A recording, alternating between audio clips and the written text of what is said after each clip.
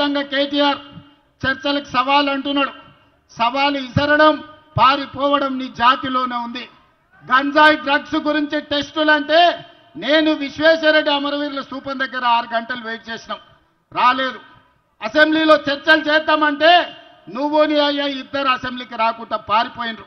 మొన్నటికి మొన్న కంటోన్మెంట్లో శ్రీ గణేష్ని గెలిపిస్తే 4,000 కోట్లతో అభివృద్ధి చేసినా నేను చెప్తే సవాలు విసిరిండు. 4,000 కోట్లు ఎక్కడిచ్చిరో చెప్పు, నేను రాజీనామా చేస్తాను. శ్రీ గణేష్ 5,000 కోట్ల రూపాయల జీవోలు చూపిస్తే రాజీనామా చేయకుండా పారిపోయిన కేటీఆర్ ఇవాళ మళ్ళా చర్చలతోని సవాళ్ళు విసురుతున్నారు. నీలాంటి సన్నాసులు సవాలు విసురితే మా కాంగ్రెస్ పార్టీ కార్యకర్తలు పట్టించుకోరు.